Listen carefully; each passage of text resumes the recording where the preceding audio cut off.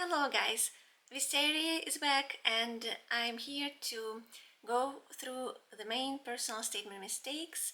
So I know the application cycle is in the process, but some of you are still applying and some of you are going to apply next cycle.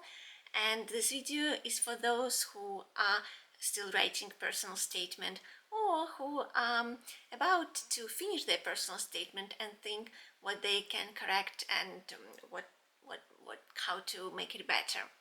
So it is about main personal statement mistakes. Don't make them, and you'll have your chances to succeed and get in way high. So first, it's a little bit an intro. So it is your personal statement. It's supposed to show your personality traits through your career experience and explain why you want to practice in the United States. What can you bring on the table for the US society as a future dentist? You want to be trusted to treat American citizens? Explain why. How did you deserve this trust? Is it because you're some ambitious narcissist? I hope not, hopefully not, but you can watch this video to know what I'm talking about. And or it is because you have these values, like such values as empathy, integrity, honesty, kindness, and many more good useful values that you can bring on a table. Or maybe it's something else and you are going to tell us in your story. What is it? Anyway, so tip number one. So first mistake that a lot of people do is that they put drama. So avoid drama. Don't assume that you're the only one special flower that has a hard life. Believe me that everyone has hard challenges in their life and you're not special. Save your drama for your friends, for your relatives, for anyone who is interested to listen, but don't bring drama to the personal statement. And in the worst case scenario, if you do, then show how you overcame it. Kind of focus on positive, don't focus on negative, right? So if you had some issues or some challenges in life, that's okay. But as long as you learned from them and you overcame them and you became stronger after them, and that's what you wanted to tell us about, then it's good to talk about, right? So show your positive way of thinking. Okay, so mistake number two. If you're using in your personal statement some motto or some phrase that is not yours, that belongs to someone else, please, please, please don't forget to cite it. It's very important because in America it's considered as copying someone else's words or work, and it is very serious violation. So it is important to cite everything if it's not your sentence or not your motto. Okay, next. You can so here we have a HIPAA policy and you can't mention real patients' names.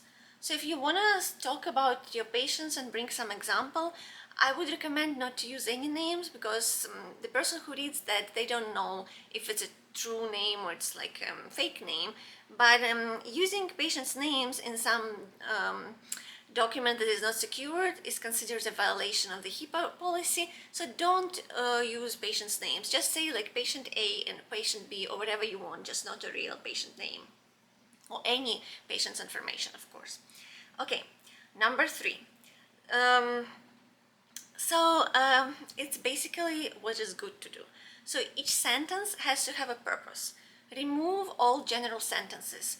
So don't use any general sentences in your personal statement unless this is some transitional sentence, it's some short transitional sentence. But in reality, every sentence has to have a meaning. What do you want to say by this sentence? Otherwise, don't write this sentence at all. Okay, another thing, a lot of people are using cliche phrases. So don't use cliche phrases like I want to serve people, or instead of writing that, just write such sentence like facts that you've done already, like how did you serve people, like use facts instead of epithets, right? Or instead of some adjectives. Like I volunteered in, for example, in the Mission of Mercy. During volunteering, I did this and this, and I learned from this the following. So this is a good sentence. It shows facts and it shows that you've done something. And from that sentence, they can understand that what kind of person you are, right? They learn from the fact that you've done. Okay, next. It is a good place to talk about your hobbies. So I get this question a lot. Where is the best place to talk about my hobbies? Personal statement is a good place. You can have one short paragraph about your hobbies. So that basically gives them something else besides dentistry to talk to you during interview, kind of to see you more like a person. So talk about your hobbies in your personal statement. I kind of will help you in a future interview as well. Another mistake that people do often is I don't know if it's because that's the way they've learned English, but a lot of people I see using old English style. I understand English has, I don't know, at least two main versions, right? English and American English. So I would avoid English, right? I've learned it myself in school. I know this English. Maybe it's, I don't know, it sounds kind of more, I don't know, more old. So Americans, they have a little bit different, they have the same language, but it's a little bit, it has different emphasis. And I would not, I wouldn't use these old phrases. It does look weird because your personal statement will be read by Americans, and the language should be as easy as possible for them to understand. They will, of course, understand if it's English, American English, but it will be much, I don't know, they will feel much more related to you if it's written in American English. So I would avoid such phrases as my dear, or I would avoid using some weird metaphors or epithets like in Old English. I know this, remember, this is not a poem, this is not a composition, it is a statement, right? So if you're writing a school composition or you're a poet and you're writing a poem, I understand. Or you're writing a book, you're using epithets, metaphors, some fancy words, some old English is better probably for the book than than American English.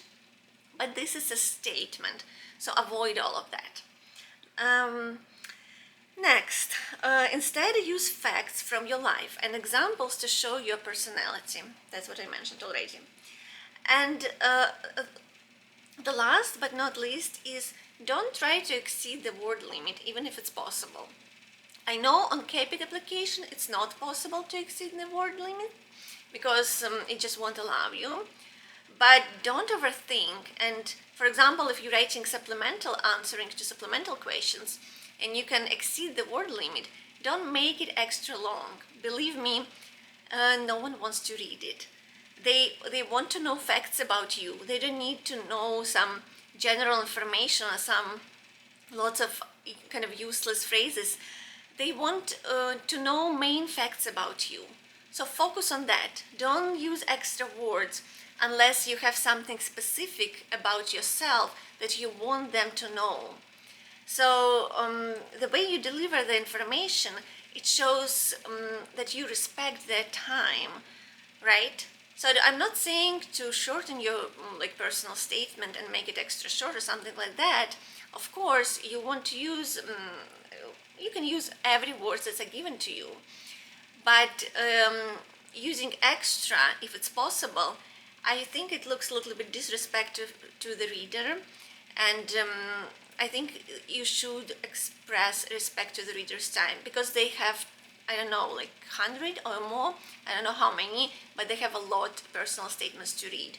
And I don't know, it depends on the personality of the reader, but it might not do you a favor.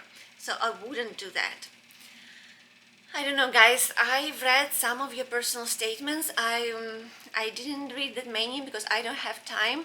I've read some and I provided feedback from several of you. I don't know if you're watching my channel, and I've done it for free. And I that's what I've learned. These main things that I wanted to tell everyone, not to repeat this, I'd say, mistakes. So anyway, if you like my video, if you want to know something else, if you have some particular topic that you want me to address, let me know. I know I didn't make videos for a while. I'm a little bit busy, but I'll find time and I'll record a video if there is something in particular you want to know. Ask me questions or share with me your stories. I might learn something from you, and I'm very interested in that as well. Anyway, if you like the video, subscribe to my channel, give me a like please, and see you soon guys. Bye!